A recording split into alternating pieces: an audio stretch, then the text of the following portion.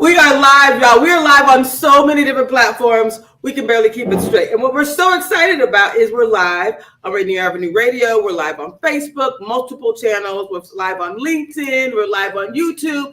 Because what we know is that it's so much better when we do this work together. This is the Getting Better Together Empowerment Series. This is also about us living powerfully. This is the Living Powerfully experience. And so we're going to do a couple of things today. So stay with me. We have a live radio audience for an hour from 6 to 7. We have people in the room who really are going to actually create a space to show what really being vulnerable looks like. But we're going to talk about what we did last week and really this experience that we're creating for you right now. So my name is Dr. Tracy Arrell. I am the immediate past president of the National Black MBA Association. I'm also president of It's All Bigger Than Me Consulting and It's All Bigger Than Me Ministry. And I am here to bring both the science around transformation as well as the spiritual side. I had to bring in some experts. One of them is right here. I'd like to introduce Dr. Linda Smith, who happens to be the pastor of the Martin Luther King Jr. Memorial Baptist Church. Dr. Linda, would you like to share what has been most exciting for you about this Better Together Empowerment Series? Well, I think last week was just really amazing. First of all, to hear the different perspectives about what life entails. And then to engage our listening audience, our participating audience in ways to dive into the inner self, into that inner person, and to be able to reflect and think about ways that they can live better, to really grasp the fullness of what life is really intended to be. So I think it's really a powerful way of awakening us to the fact that we all have work to do, but together we're better, and that we can do this work together. It makes it more powerful because we realize that we're not alone. I love it. I love it. Now, part of what we said we were going to do here is we're doing this in person, but most people wanted to join online. We had a couple of individuals who said, I love the physical manifestation of us being here in the room. And so one person that we're most excited about having here is my pastor, Pastor Braxton. Pastor Braxton, can you just tell us real quick, what gets you most excited about this concept of getting better? This was your theme for 2024, and now we're creating a true manifestation in community, how we can continue to get better. Why is that important, and what kind of got you excited about this whole series? Well, I think first of all, we live in a world that seems in many ways to be tottering on the brink of collapse, and people feeling like life is spinning out of control.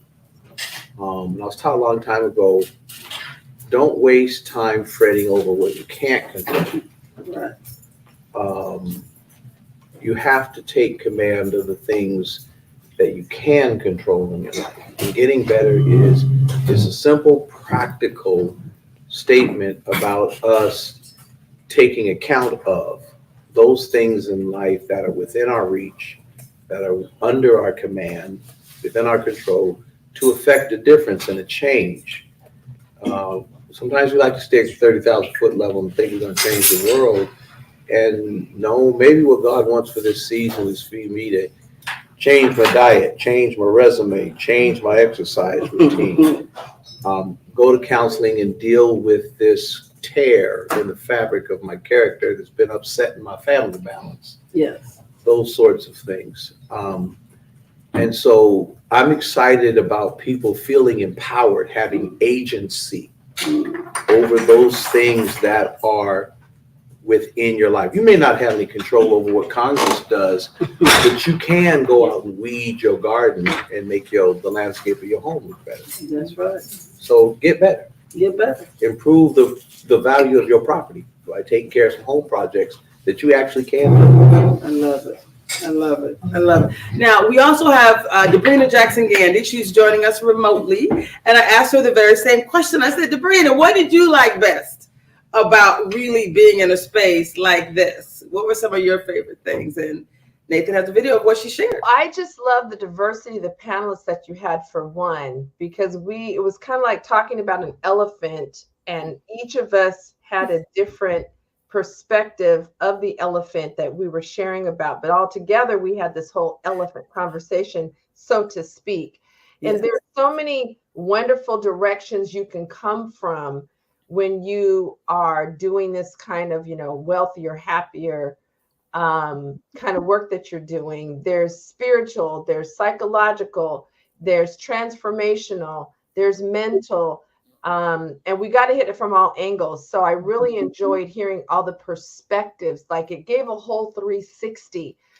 Because some people, coming through the spiritual door is the door that resonates most with them. Some coming through the healing door, the emotional door, the mental door. So regardless of what door you need to come through, it's available through this series. So I think that's one of the things that I enjoyed the most hearing and being a part of, and also how forthcoming the audience was to share and be forthcoming, because that's a new muscle.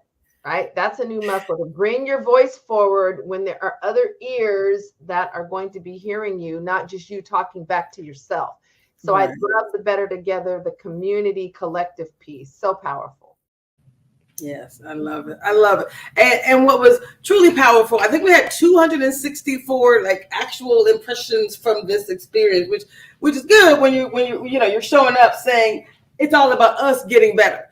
I had someone ask the question about something you said, Owen, which is why I wanted you to be up here as well.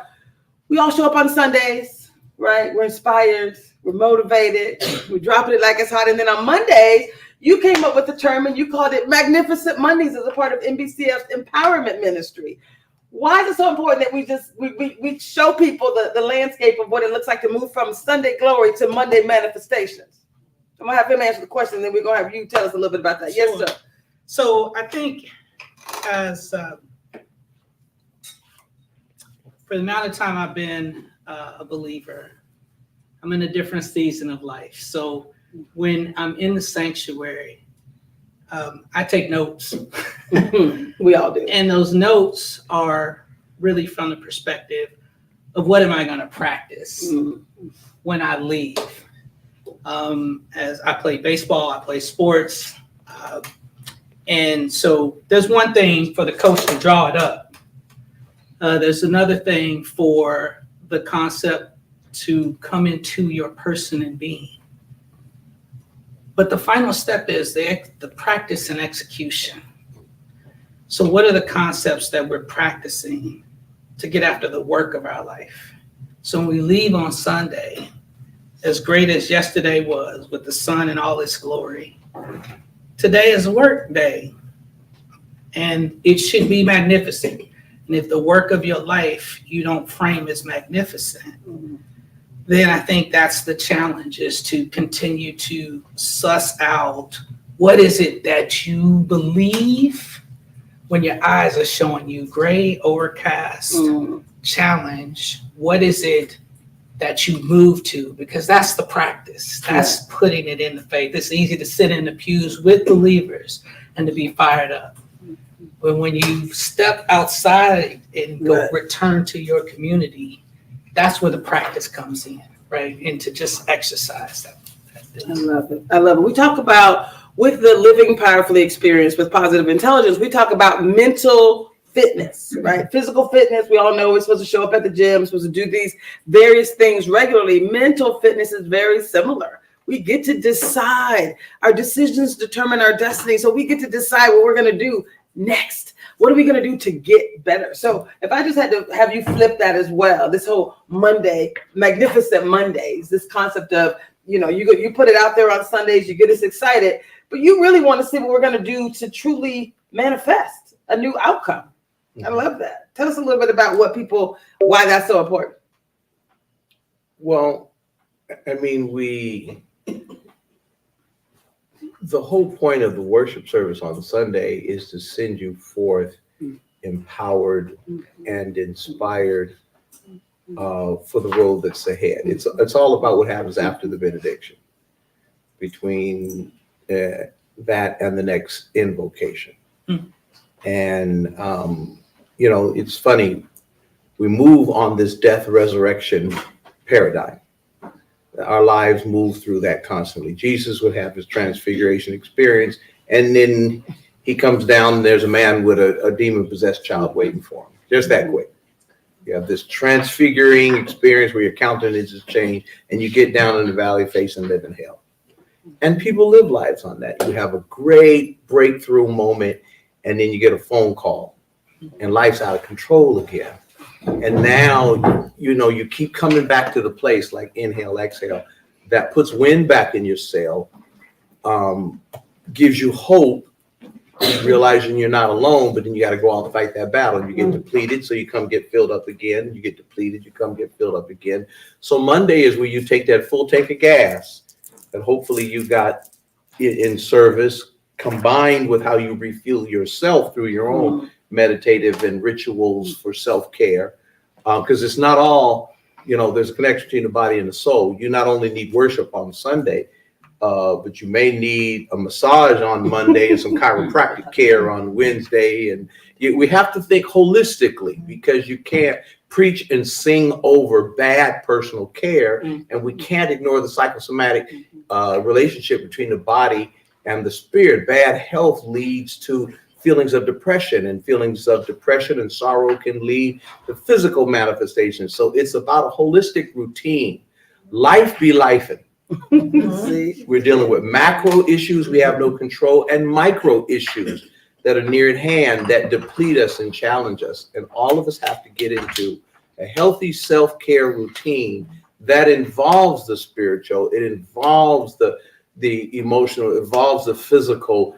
These things reinforce us so that our bodies can stand the stress of life as it be lifing. Yes, I love that. I love it. So much of what you said has just inspired me. And I'm like, there's such alignment that I just knew that we needed to really have this type of focus. And we were talking about empowerment. In my mind, it was like, it's the science and the spiritual. It's the science and the spiritual. And then Dr. Linda and I reconnected after doing some MLK work. And she said, it's healing. We have to heal our community. And so I'm going to give you an opportunity to, I know there's a moment where you get to help us to center and talk about why is it more than empowerment? Why is healing also so important in this work that we do? Okay, well, healing is important because we're all on a journey. And I think the journey for all of us is to be healed and to be made whole. And if I could just step back for a moment, it's about us reclaiming our authentic selves. I grew up in the South in some pretty hard theological concepts where I thought God was this God that was a judgmental God and constantly out to get me and condemn me. So I had to take a journey back, and I had to go and relearn Jesus for myself to set myself free. And that is the path, I think, of healing is how do we set ourselves free from the limited beliefs and the thoughts and things that we carry forth, trauma after trauma from childhood, from our work environment. And even, we've often heard a lot about church hurt and church hurt about people feeling like they're being judged and where Jesus really talked about love. And so one of the things that I think we have that's important for all of us is that self-care, the compassionate care, taking that time in each day to, I think Dr. Braxton alluded to it earlier, is about finding a space to meditate, healing ourselves. And it's important to be able to have a circle of people that support, that you can do it with. Biblical text talks about 2 or 3 are stronger than the other, than one is standing alone. So the work that I've done is about community healing from the trauma of the past, and so that we can move forward in a better way spiritually. We use what we call the circle process, and it's really about our stories. Knowing your stories, because embedded in all of us is a story in our subconscious that it sort of lays there, it festers and comes out in anger and us not being happy and living to the fullness until we process that. As they say, hurt people, then we transfer that into all of the relationships our church relationships, our family relationships, our work relationships. So it's really about intentionality, really intentional. This is an important part of your life every day. But it's meditating, silence, and reflection is so important. We have to ask ourselves those hard questions every day, because that's the only way we're ever going to get to the truth. Not what someone else tells us, but what we are telling ourselves is. And so I believe in reflection as a really important part of healing ourselves, is taking the time to ask ourselves those hard questions. I love it. I love it. I think you were gonna create a moment for us to really just pause for a few beats and just kind of center ourselves. I like how you talk about wellness and connectivity. I'm gonna allow you to do that healing part of the centering with you guys ever heard of a sound bath? It's part of meditation. So she's gonna wash over us some ancient sounds. Yeah, so there's many different ways of meditative practices, and one of them is I even mentioned it last week. Even God calls us to be still and to know. So we're going to take a moment to be still, and so just sort of sit back. Just sort of feel your feet on the floor. Sort of take a deep breath.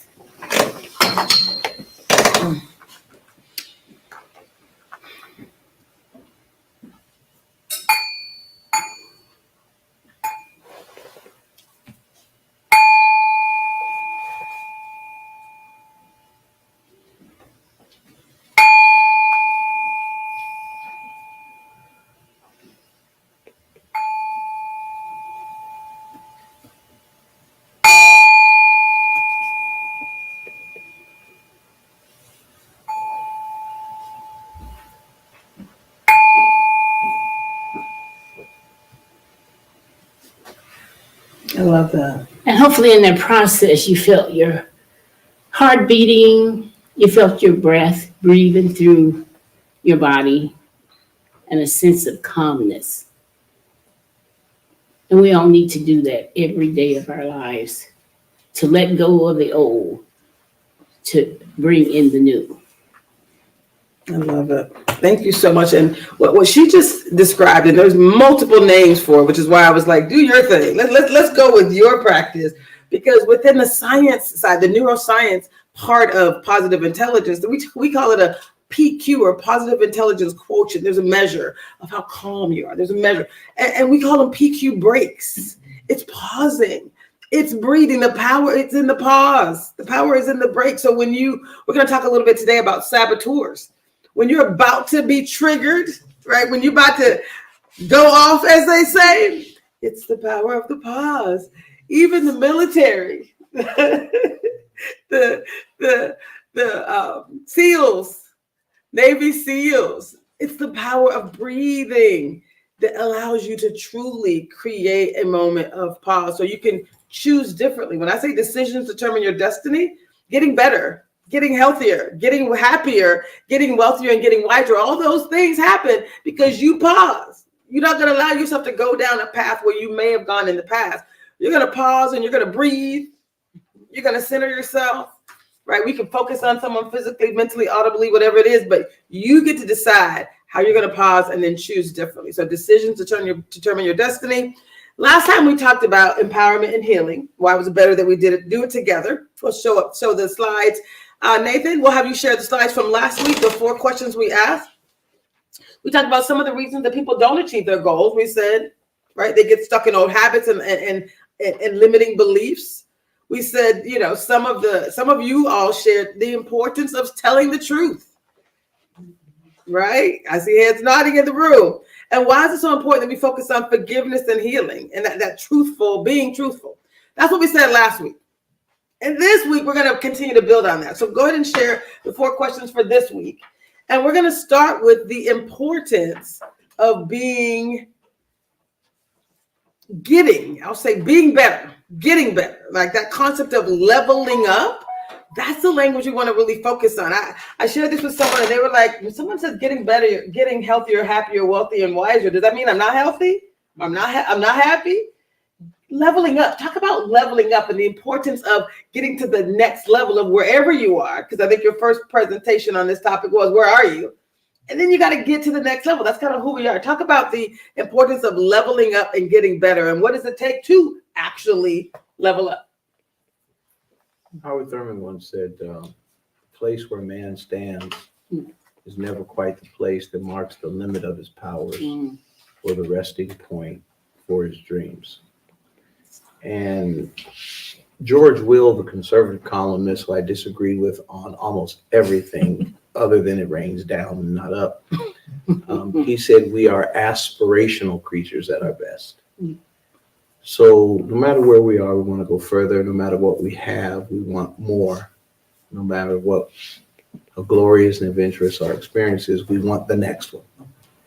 And that's something to be admired in people, because I think so many people shrink and settle rather than wondering what's over that hill. Yeah. And so there's levels to this. Paul talks going from glory to glory. And, no matter how big a pot you get and fill it up with ocean water, it still remains that most of the ocean's water is not in your pot. So no matter how much you know, most of the knowledge is still outside of you, waiting for you to discover it. And so I think for all of us, we need to accurately see where we are and don't compare ourselves to other people. Yes. Because comparing yourself to another work of God under construction does not tell you where you are in comparison to what you may be capable of. You and God have to assess that, honestly. So I think it's about saying, okay, I've done this, I've achieved this, but what's next for me? Because we live futuristically. The past is only a reference point. Everything that's supposed to be done is always out in front of us. The question becomes, what is next? I love it. I love it. Thank you so much. Tell us a little bit about this, again, concept of leveling up, getting better. We were very intentional about the language. It was getting ing or gerund in the process of, it's a journey, right? But it was also better, right? Healthier, happier, wealthier, and wiser. Why is that? Tell us about the level up concept and why really what we're thinking about here, like you said, we're not comparing ourselves. We're saying, where am I at now? And what am I going to do to get better? Because I think that's really important. Well, I think for me, it's about living our authentic selves. Life, we journey through life. Life is a journey. And there are many destinations. And in the journey of life, we build up what I call false beliefs about who we are, artificial self. And so the journey of life, living authentically, is about reclaiming our authentic selves.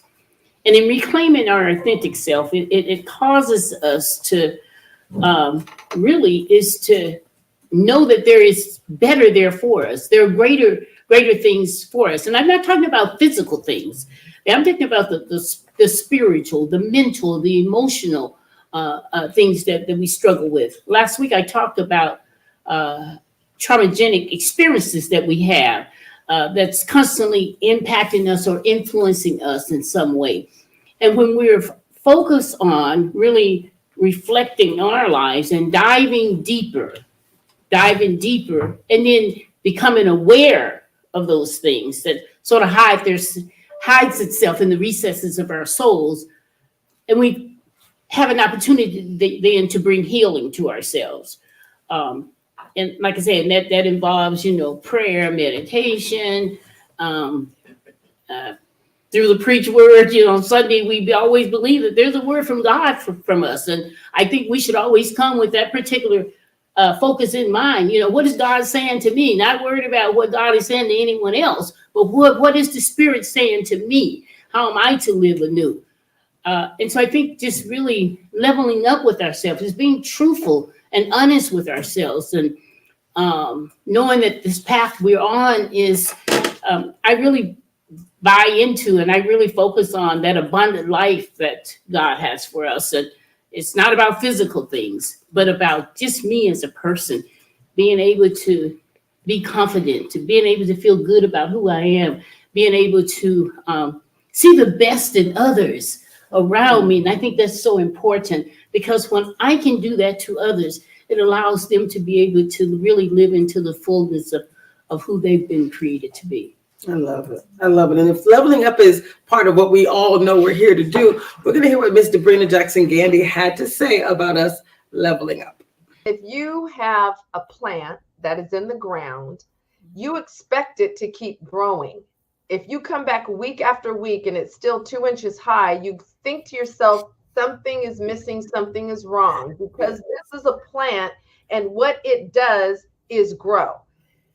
It is the same for us humans. We are designed to be leveling up. There are levels to the human experience. And if we are not growing, then the human being, just like a plant, isn't fulfilling on its design. So we have a natural desire and inclination to want to be leveling up. And when that's not happening in the various ways that it can, in the many ways it can, we actually can feel discontent. We can feel restless. We can have an experience of feeling unfulfilled. So we are engineered to have the ability and equipped, even more importantly, we're equipped to be continually up leveling. And that's part of what, this series is about. And I love how we're breaking it down. Well, what does it take to up level? What are the tools to up level? Why does it matter to do it collectively? So all the pieces of the full meal are provided. I love it. I love it. So, y'all, remember I said we were live broadcasting on Rainier Avenue Radio. We're live casting on video and YouTube and Facebook. Rainier Avenue Radio just said it's time for a commercial break, so they're going to go. But we're going to go deeper. We'll be right back with Rainier Avenue Radio. But we're going to keep going, because what we really know is this is not about knowing a thing. This is about doing the thing. We said this was an empowerment and healing session. So we're going to have to Brina actually share real quick, and then I'm going to come to you panelists as well to talk about how do we do it? Right? It is a very intentional process, and it's not overnight. And especially if you're new to doing intentional self-development work that levels you up and elevates you, then you know that it is not overnight. It is not a shot in the arm, that it is a journey. It's a process. It has steps. It has levels. So it requires patience. I think of the gardening process. You have a pack of seeds, and on the front of the pack, it shows the finished product. It shows the carrot, not just the seed of the carrot, right? It shows the sunflower, not just the seed of the sunflower. So between having the seed in your hand and then the finished product, it is a process and a time lapse where certain things need to occur. And same thing as we grow humans, as we grow people, as we help people live more powerfully, there are steps. It's a process.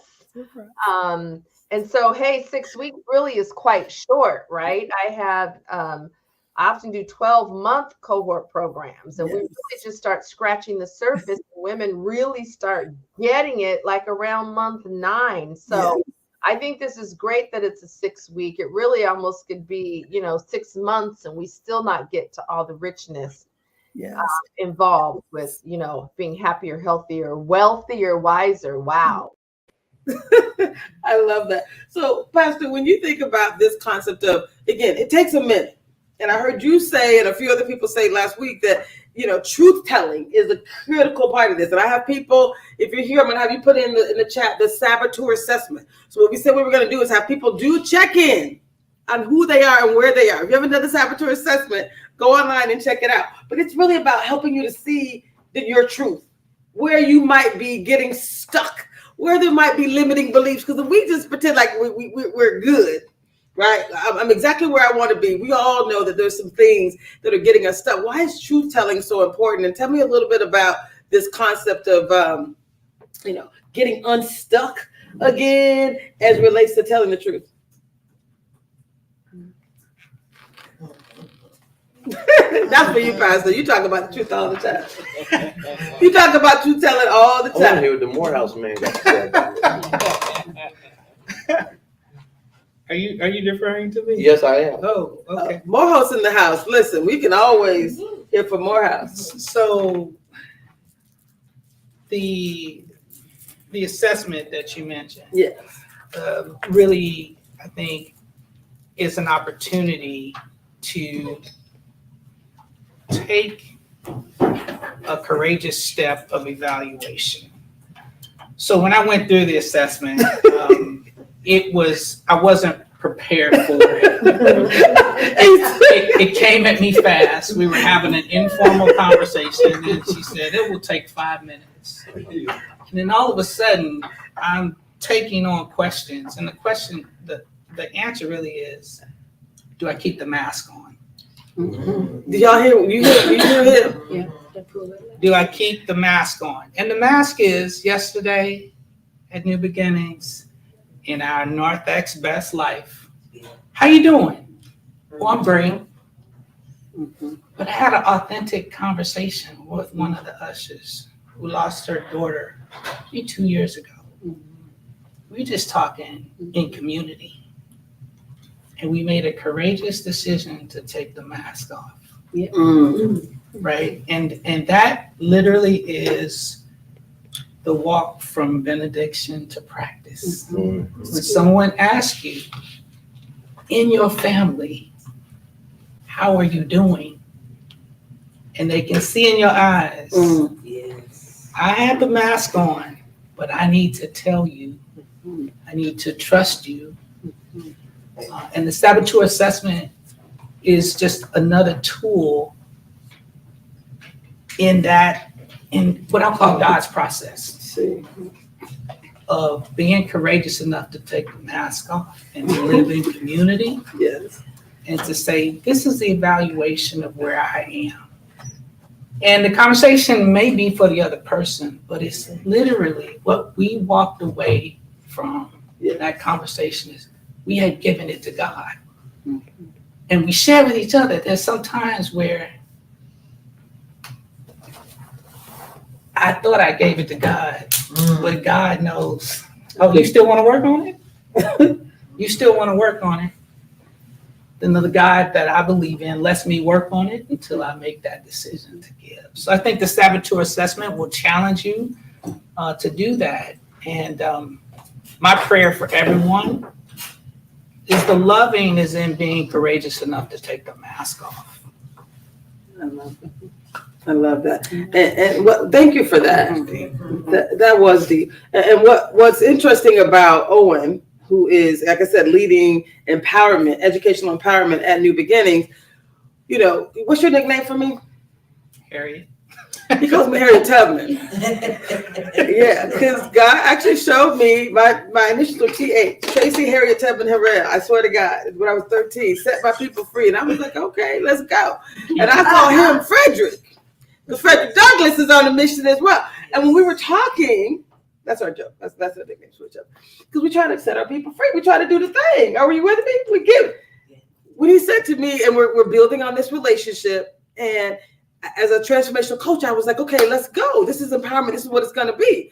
And he was like, Tracy, it was deep. Like he literally was set back, but then you also leaned in. You were like, but let's go. And normally when I say go do the saboteur assessment, it's between you and your creator. But I was on the phone reading him the question. He was giving me the answer like, wow, I'm putting it all out there. Like, I don't know you like that to give you all of my business, right? But he did it. And so he was able to take the veil off. That's what coaches and consultants do, is we show up for you to help you to go on that journey. And the fact that he was willing to do it was so powerful. And it took our relationship to another level, but it also took your journey of transformation to another level as well. So that truth telling, start with yourself. You don't have to tell someone else. It's deep, right? But when you're telling the truth, it does create a space for you to truly transform. So either one of you want to share a little bit about truth telling? Well, I want to really appreciate Owen's story because it's Owen. Owen. Okay. Owen. and it's the power of to be heard, to be healed, and to find hope. And in that story that he told, it exemplifies what it means to be able to tell your story, to be heard, and healing came forth. And then they both went away with hope. And that is the power of community. That is the power of one or two people coming together. Because neither one of them worried about somebody running back to gossip about it or talk about it. And that's what makes it sacred. And that's the power. So I was thinking as you were telling the story, there are three things that we all deal with: afflictions, abuse, and addictions. Afflictions, fears, etc. Abuse. You know, we often think about domestic abuse, but there are more abuse than we do to ourselves. And addictions. We normally think about addiction as just those people who are addicted to drugs or something like that, but we're addicted to so many things that impact our well-being. And so when we start to process our lives and our stories from those perspectives, it really enables us to rise above those things. And when I think about the Saboteur assessments, as I was sharing with you over the years, I've probably taken hundreds of them. You know, being in the leadership world, we often took assessments about, you know, who we were and our strength and our weakness. And as a pastor, I went through assessments to, you know, just, you know, looking at my strengths and my weakness. But those things over the years has really been like, it's kept me awake to who I am, kept me aware of who I am and the things that I need to do to be healed, so that when I'm, you know, interacting and building relationships with others, that I'm not putting my stuff off on them. So I think the assessment is really powerful because it really opens us up. So Pastor, do you want to say anything about? I'm so glad you slipped in the Morehouse man. Perfect time. You see how they know, how this community knows. Is there anything you want to say about truth telling, or even just the concept of the things that hold us back, these saboteurs? Why it's so important that we really are willing to go deep and take those masks off? You know, I think ditto is enough. I really appreciated what Owen had to say. It is a decision to take down the mask. I think you have to be wise where and with whom. Yeah. I've had many people, they didn't know I was a clergy. I make a point of not telling people I'm a clergy, like if I'm on a plane and sitting next to somebody for 5-6 hours and can't go nowhere. I don't necessarily want 5 hours worth of confession. So they ask me, what do you do for a living? And I said, I'm in education. I am. You know, in management. I am. I don't want to listen to 5 hours of stuff that you need to get counseling or a priest for, because I'm not a priest. I'm Baptist. And so I think you have to be clear.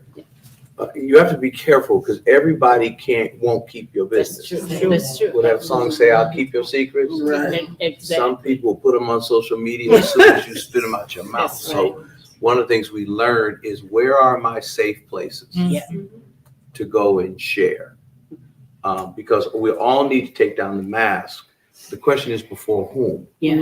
Confession, the whole concept of confession as a sacrament in the Catholic faith, which they believe in grace, the objective poles of grace, where the sacrament itself becomes a very medium for a transaction of grace. And so they believe that by going into that confession booth and unloading, grace is imparting. That there's a bit of redemption that happens just by speaking your wrongs. That is critical to the path of redemption and recalibrating one's soul, one's spirit. But you have to be careful who the audience is. Absolutely. A priest in a booth, you know, in a controlled situation, that's one thing. But, you know, everyone, you can really complicate your life by sharing to the wrong person. And usually the person who's begging you to tell them is probably not the right person. There's a lot of people out there who have an appetite for your secrets. And so I think finding our way to those professionals, and we are a community that historically has had an aversion to professional help.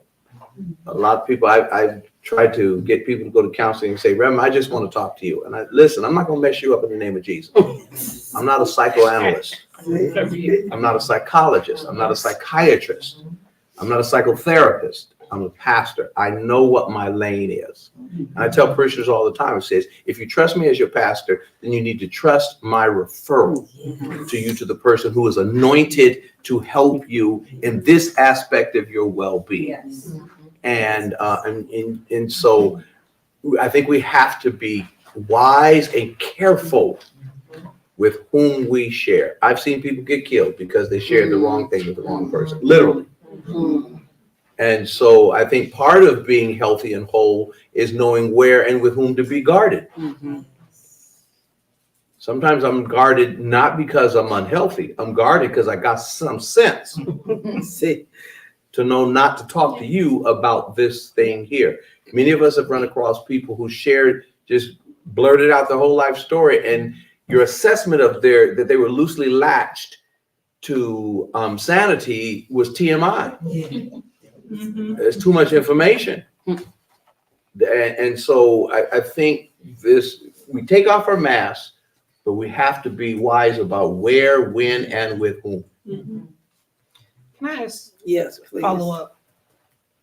You talk about that space of being, when you're a believer, and then making that assessment of, okay, it's time for me to see someone to actually have that therapist. Like, and the specific question is not that I'm looking for a specific recipe, but I'm looking for, I think it's helpful for people in community to understand what that pathway to therapy looks like. So you can be praying and still be moving your way to therapy. But I've had friends who have said, well, is it a betrayal of my faith to say, well, I'm going for therapy, so I'm not giving it, I'm taking away from God and I'm trusting the science. Can you talk? I think that's a real good question. I appreciate it because, we always preach and sing and pray that Jesus is a wonderful counselor, right? Wonderful counselor, mighty God, Prince of Peace. And, I'll give you an example in my own life. When I left my previous church, I left after being the target of a media campaign by one of our local Black media persons for 16 months, from March of 2004 to July of 2005, every single day during the drive time. And every Wednesday when the newspaper came out, there was a Leslie Braxton story. They called me everything from a child of God. It was not based in truth or reality, and it fed on itself. My children were hearing it, and they were traumatized and wanted to call in and defend their father. And it's something when people make you walk around town with your clothes on fire. And so when we started New Beginnings, we were a gathering of refugees. My financial secretary had been drugged out of the church that she was baptized in and walked past the chairman of the deacon board, the man who baptized her decades earlier, and the chairman of the trustee board, 3 men drug out by 2 Seattle police officers because she was trying to send out an audit to undercut reports that we were stealing.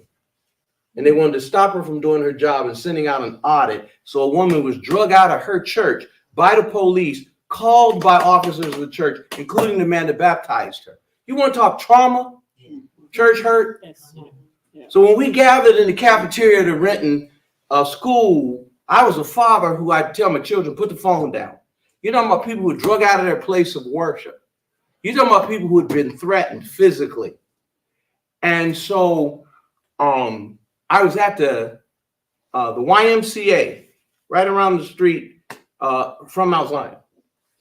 And Pastor Robinson from Plymouth Congregational said to me while we were working out, he said, Leslie, have you considered therapy? And I got mad. I'm like, this white man, he was a friend of mine, he was a good white man. He said, you know how we talk. He said, this white boy trying to call me crazy. You know how we are.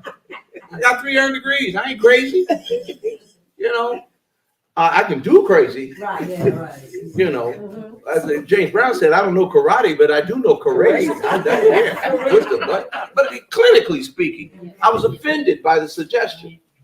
But about a month later, I came back to him because after about 5 or 6 times waking up in the morning and looking beside me and the bed is empty, and going downstairs and asking my wife, I said, well, you're not feeling well? Were you having digestive issues? She said, no, it's not safe in our bed anymore. I said, well, what are you talking about? She says, you're in the middle of the night, you're sitting up in the bed, dead sleep. You are screaming, you are cursing, you are throwing punches. You are a 240-pound man. Wow. It is not safe in our bed. Wow.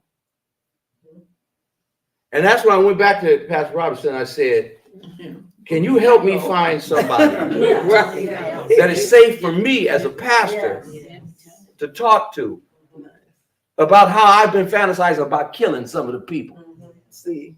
that I'm called to preach life to on Sunday morning, because I got feelings too. And then I found myself in therapy, and I had a therapist tell me, write a letter that you can never afford to mail. Who out of all this hurt you the most? Who out of all this, the top 3 people, and I wrote 3 letters. And he said, I thought it was a stupid exercise. So I wrote them. And then he said, he put a chair there. He said, now read it to that person. What? Read it. Oh, man, come on. Read it. So I read it. I read about the first 3 lines. It was 3 pages long. I read about the first 3 lines. I didn't even look down anymore after about the 3rd line. It came out me. So it was in it. And after that, it came out. And the tears were welled up. I was shaking. The snot started. I mean, all the vulgarities. Probably every foul word in the black cussing lexicon. It was visceral. It was ugly. It was putrid. It was like a pussy wound. It came out.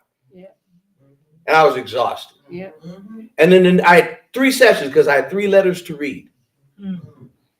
By 3 people who had hurt me in ways, as Gardner Taylor said, psychic indignity far more painful than any nails you can drive in someone's hand. I was bleeding underneath my robe. I am trained to automatically go into battle mode like any soldier on the battlefield. You take a gunshot, you didn't realize you got shot till you get back to the depot. Because you're trained to just take care of everybody else, handle the emergency, think of yourself later. But in my humanity, I was hurt. I was very hurt. And I was so hurt that the people around me in my living space, I was a threat to them. And when I, as a husband, became a threat to my wife, that was enough to say, I need help.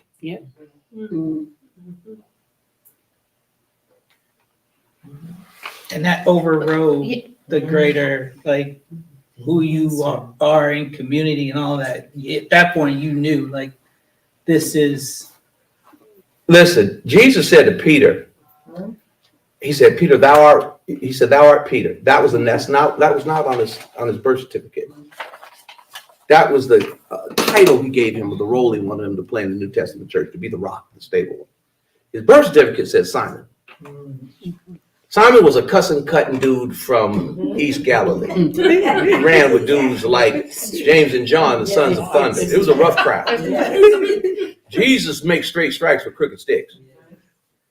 And when Peter said, Lord, I'm ready to go with you both in the prison and to the death, Jesus said, Simon, Simon, behold. And he just called him Peter, which meant rock.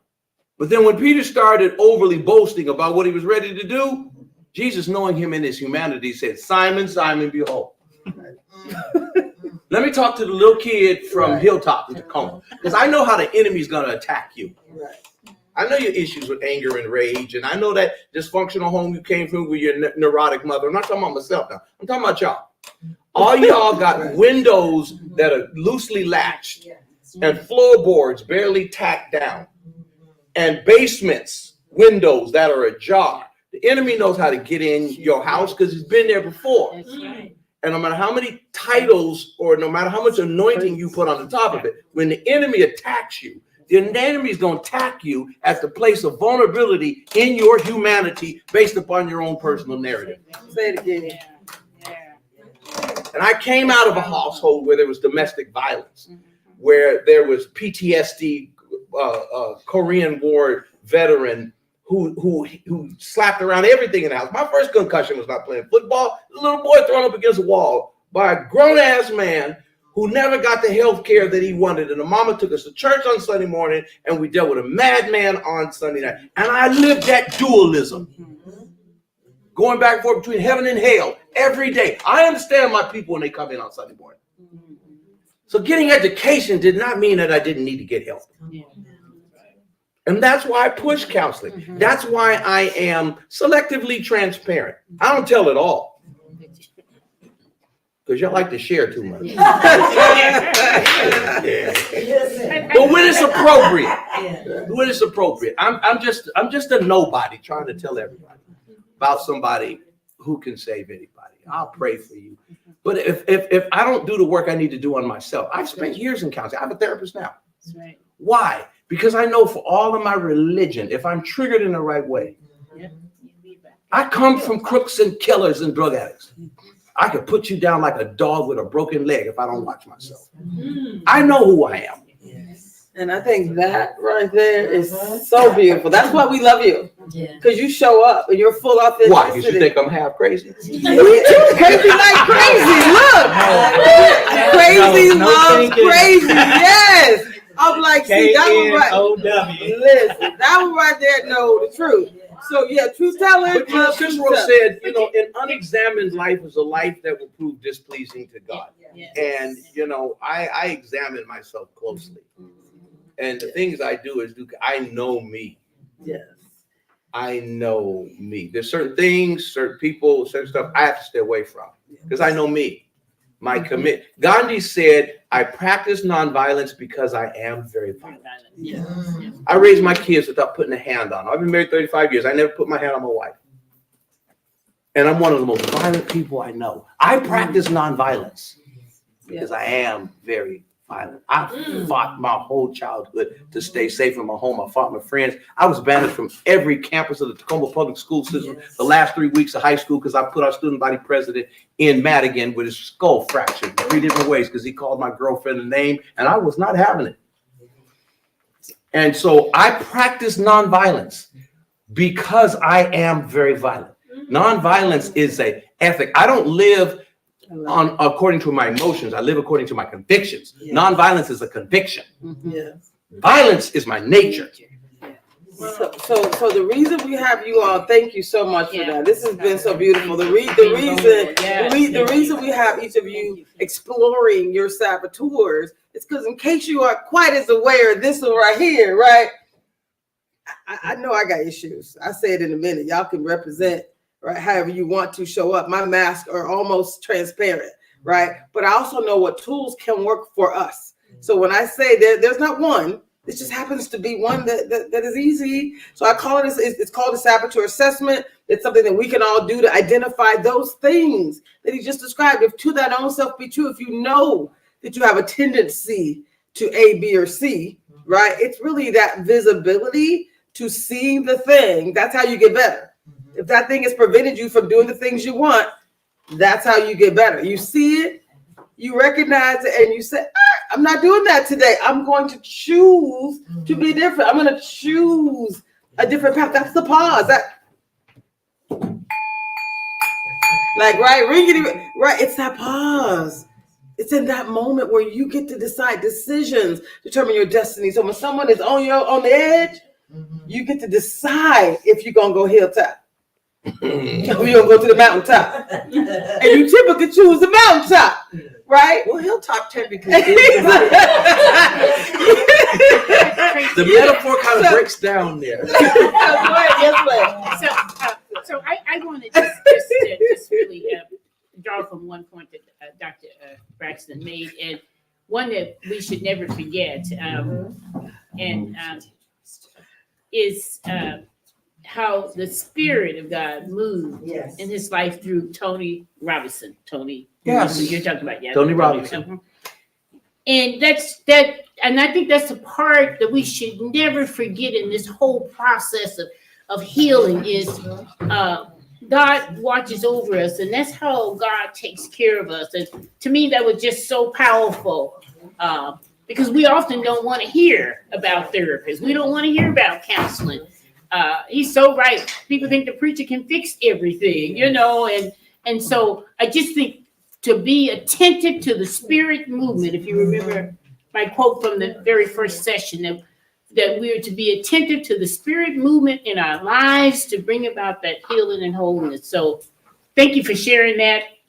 That's just really our humanness, our humanity is what we live out of, but we're trying to be transformed into the likeness of God's power and God's Spirit. So thank you. Yeah. I love it. Very powerful. I love it. Now, I know we had several people do the saboteur assessment. Does anyone want to share their saboteurs? Sure. Okay. You got a few people who want to share? So I'm going to have you come up real quick and just share what were your top saboteurs. My top 3. Yeah, top 3 real quick. You can stay. We're just going to have you. You can just stand. You can stand. Okay, You can just stand. good. You can get Nathan. Can you capture it real quick? So my top 3 saboteurs were restless, hyper rational, and hyper achiever. What does that mean to you, and how have they shown up to prevent you from perhaps accomplishing some of the goals that you've identified or affected your relationships, your well-being? Talk about that. Well, first of all, I was not surprised Okay. by my results. Most I feel people are like not. I've been restless since I had my first son. See. I have 3 children. They're all adults now, but somehow that restlessness never went away. And then I get bored easily. Mhm. So I know that about me. I get bored. So I like to have a lot of things going at the same time. The second thing is hyper rational. I've had people say to me, we'd like to see the more human side of you more often. So great. I love that. I have no problem with it. Just don't know how to do it. It's all right, And then the last one, hyperachiever. I'm like, in my family, the first one to do a lot of things. So I'm like the first to do this, the first to do that. I don't know. I think a lot of it has to do with how I was raised. I was raised in a single parent home. My mom, I was just left to do a lot, because she was working, trying to keep the lights on and pay the rent. Well, somebody got to be back at the house running the house. So that's what I did, So I don't mind it because I embrace all of me, right? So what I try to do is put people around me that can handle that. So I built a successful business. I have a lead baker, a lead decorator. I can come in and be my most creative self. I don't have to stick around. This is what I need, boop, boop, boop, and I'm out the door. But they're the kind of people that can take what I give them. So that's how I deal with that. At home, I got a great husband that helps settle me. I'm always doing it. He's like, can you sit down? Just, Friday night, just, can we do a movie or, just something where you don't have to do. I got you. So so far, that's how I've just embraced who I am. I know who I am. I understand what my weaknesses are. And I try to put people around me that have those things as strengths to just show up better for my community. I love it. I love it. I do have a few other people who want to share. Some may or may not want to come up. Are you just going to share verbally? I will share verbally. Okay, well, share as loud as you can. Just tell Okay. us what were your top saboteurs and how have they shown up for you? My top 3 are stickler, Mm-hmm. controller, and restless. And restless. How's that shown up for you? Ooh-wee, the stickler one, definitely because I have a need for order Mm-hmm. and perfection, and sometimes I take it too far. Got it. And I realize that it can be off-putting to people. Mm-hmm. And so I'm trying to dial that back. It's very challenging for me. It really is. The controller one is I'm anxiety based, so I need to take charge and control situations and people's actions because I'm impatient when that is not possible. Am I on point, Pastor? Am I touching my stuff? Okay. Because he knows me. He knows you. Yes. And my third one was restless. I'm project oriented. Got it. And when things become too basic, I'm ready to move on to the next thing. And I'm rarely at peace or content with the current activity. Although I think as I've gotten older, I'm a little better about it. I love being able to step back and let others do things is very challenging, where I had to say, they may not do it exactly like I do it, Yes, but it's getting done. I love it. So those are my things, and I think that they come from, I'm reading a book called What Happened to You, and I think it stems from some PTSD and a little bit of trauma. So I'm a controller because only I can depend on me. So that's why I gave the way I did. So we are. Go ahead, I just know that was perfect. We just got a clue for me to say goodbye to the Rainier Avenue Radio viewing audience. So we're actually going to close relatively quickly because part of what we want to do within this space is three things. There's a path. There's a path moving forward. So this is a 6-week process because this week we wanted you to. Last week was about just you recognizing that you have control over your destiny. This journey is going to be about you deciding what you do next and how you get better. Right. Today was saying, you know what? We all have saboteurs. Thank you so much for being vulnerable. Thank you so much for sharing how we got to take off the mask. Right. We got to do the work. This is for you. You don't have to share your results with anyone. If you choose to, I am there to help support you. But this is about you getting closer to you. Once you identify those saboteurs, next week we're going to go deeper. It's going to be about now that you know what those things are. This is for you. What are the steps that you can take to actually create a new muscle? This is about intercepting those saboteurs. When those things show up, you get to say, no, I'm not. Pause, breathe, right? We're going to do more of that so that you can do the next thing, the opposite thing. And I know Sabrina has a video we're going to pull up in a second, but we call this self-command muscle. That's kind of week 1. Week 2 and 3 is really this idea of intercepting the saboteurs, those things that we know might prevent us from having maximum performance, the best relationships, maybe even wellness. Like you said, it's anxiety. It's the things that we do to ourselves. Right? So that's weeks 2 and 3. Weeks 4, 5, and 6 is really, we have some superpowers. There's some things inside of you. We call it the sage superpowers. Things that we know, solutions that we know will help you to transform and to get healthier, happier, wealthier, and wiser. And actually, I think it's June 3rd, which is actually the beginning of week 4. We're going to do some forgiveness work. Y'all have both done sessions on forgiveness. So we're going to go deep because them letters he wrote, those letters, that crying, I've done it. So Sabrina's actually going to help lead us through that process. We're going to talk about what it looks like. So be ready. Next week is about, hey, what's in me? What can I do differently? And week 4, June 3rd is actually going to be an actual process in community. We're going to have the audience doing some things and us doing some things. I won't be saying get on camera and snot it out, although I am mad, right? If that's what happens, that happens. But I want you to feel like this is going to be a safe space. Cameras can be at your back. Cameras will be muted. There'll be things happening, but we want people in the room because there's something sacred that happens when we come together in the room together. So 4, 5, and 6 is going to be about the superpowers. How do you get better? So any questions? Any final thoughts? Yes, ma'am. So I have a comment. Yes, please. When you look at your saboteurs, Yes. Sometimes they serve you well. Yeah. In certain 100%. circumstances. 100%. Okay? Yes, and we're going to talk about that next week as well. I actually have a chart that says your saboteurs are gifts. Be clear. Mine are controller, hyperachiever, and pleaser. That has served me well. It's when they're overdone. It's when they don't align with you trying to do A and you're doing something, right? You're using what do you call all the curse words in the lexicon?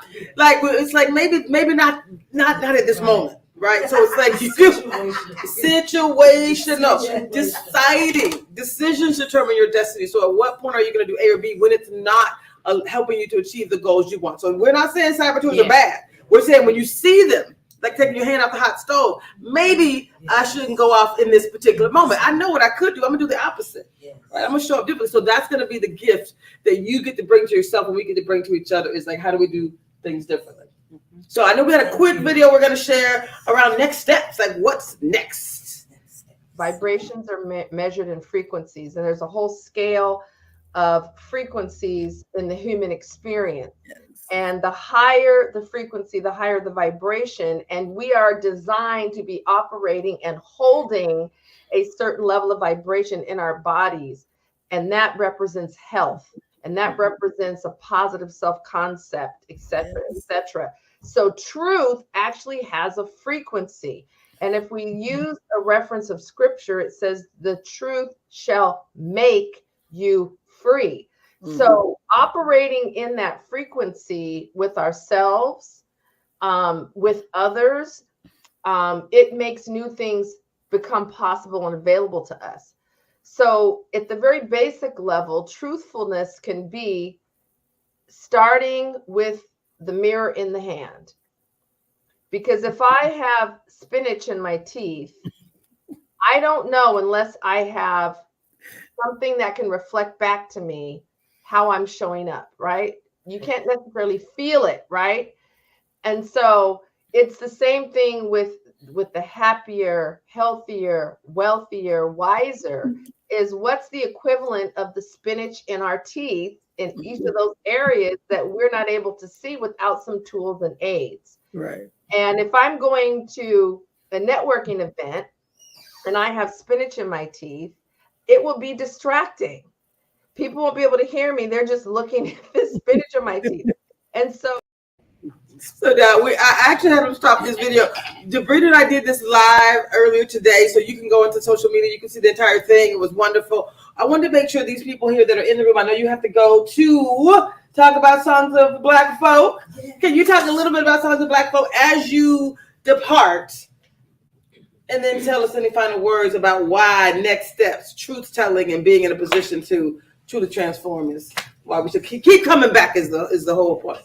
Well, in full transparency, yes, I do have to go because tonight I get to greet the actual choir that's begun 8 weeks of rehearsal leading up to Songs of Black Folk. And that's always exciting for me to meet this year's singers. But in full transparency, I'm not going anywhere until I get some of that chicken. Oh, yes! Yes! Take And out I love the fact that you put fruits and vegetables around it as if to suggest it eradicates the calories in the fried chicken. I love the denial of the saboteur.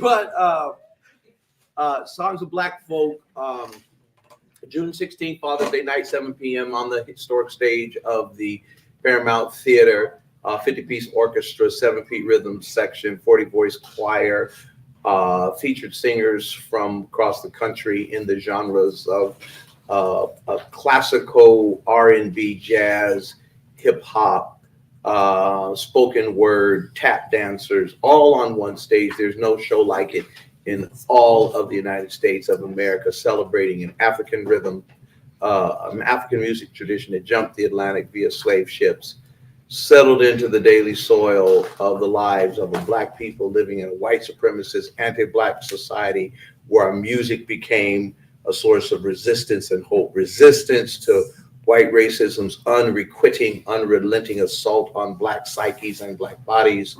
But we say it loud on Black and Proud, and a source of hope to believe that we shall overcome one day. We shall make it home one day, Charles A. Tindley said, or as Tupac said, girl, keep your head up. And so our music is the soundtrack of our existence, and no matter what genre floats your boat, you need to come out here. Brandy Sutton, who's her mezzo soprano voice is going to soar and bounce off the rafters there.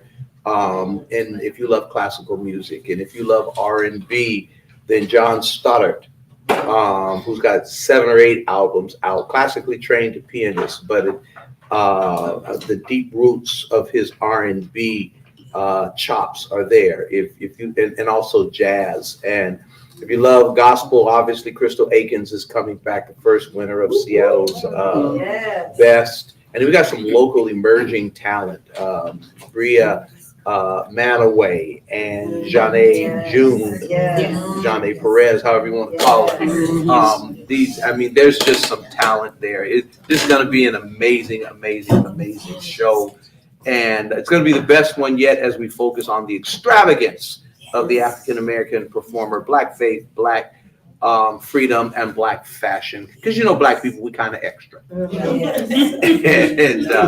So get your tickets now. Songsofblackfolk.org, one word. Songsofblackfolk.org, one word. Songsofblackfolk.org, one word. Songsofblackfolk.org, one word. Get your tickets for the show. You can also pre-order your album, because we've produced an album of songs of Black folk from the live performances, and we only ordered 500 limited edition, and the album cover is the greatest album cover since the Ohio Players Honey album.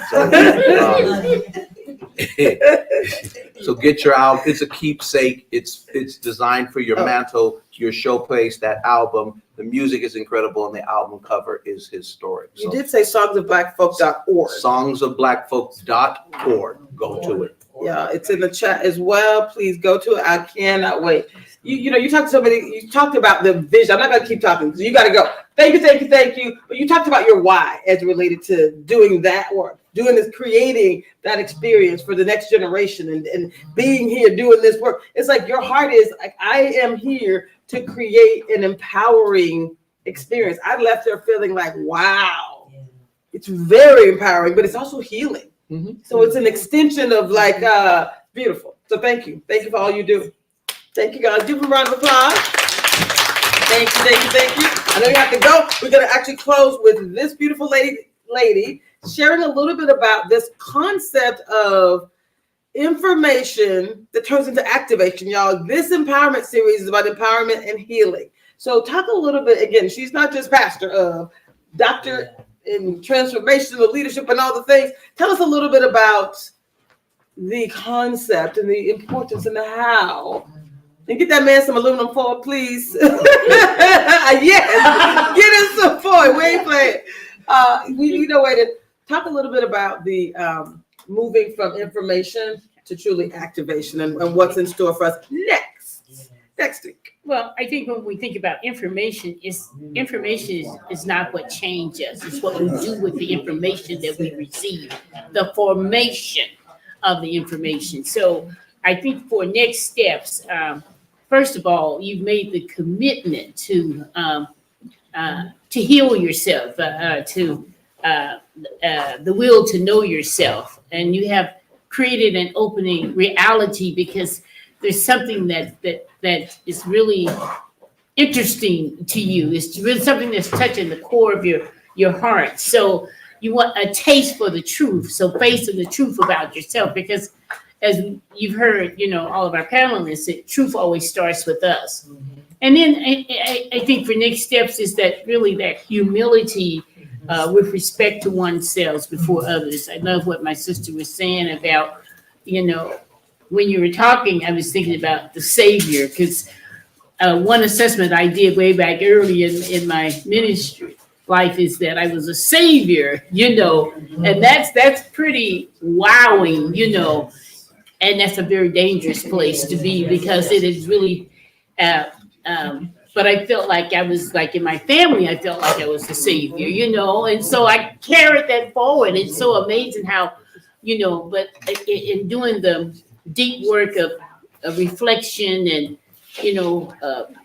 reclaiming, my true self, my authentic self, it's helped me to embrace that, but also to know when to let go and when to not take on, and being able to step away. So I feel so much healthier because of that. And so that's the work that I think we all are doing. And then finally, I think just the spirit of the determination to progress. Mm-hmm. We are not yet all that God has created us to be. There's so much more to us. And so I think just, really having that thirst to continue to grow and to you know, I just when I look around this room, I love the spirits because you know you can look at a person's spirit and tell how powerful they are. And by our spirits, we give life to other people. And so to think about the amazing work that you're doing for yourself, you're now carrying it back out into the world, and that is just no greater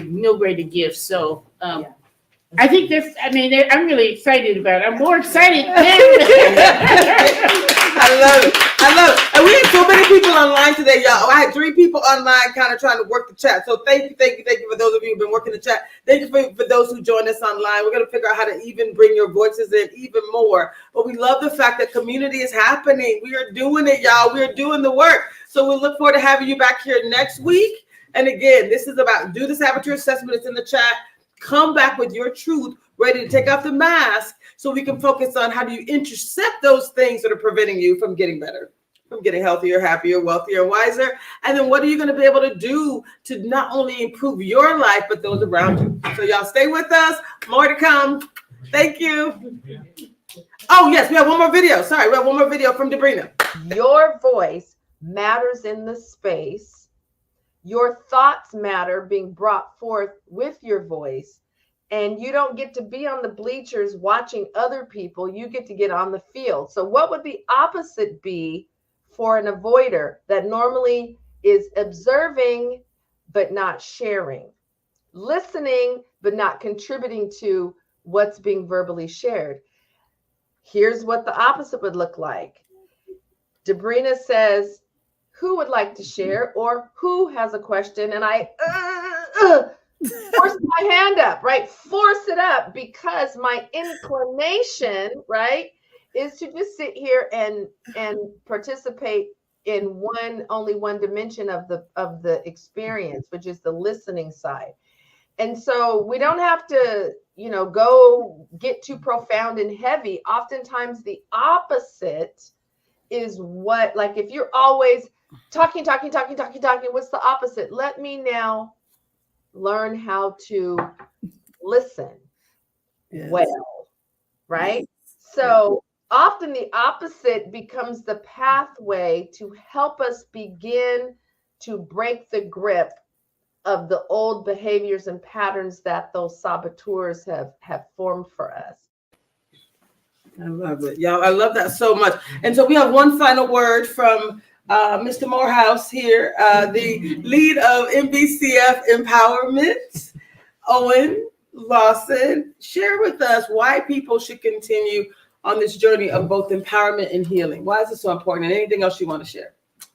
So the importance of continuing the journey is that it brings you new information and it reminds you of the authentic truth that is. The truth is always ever present.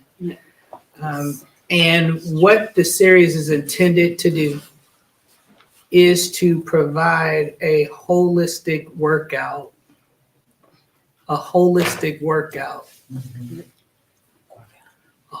workout where you are putting into action what is conceived within your head as you pull in new information. How are you empowering yourself to grow into what it is that God has created you to see in yourself?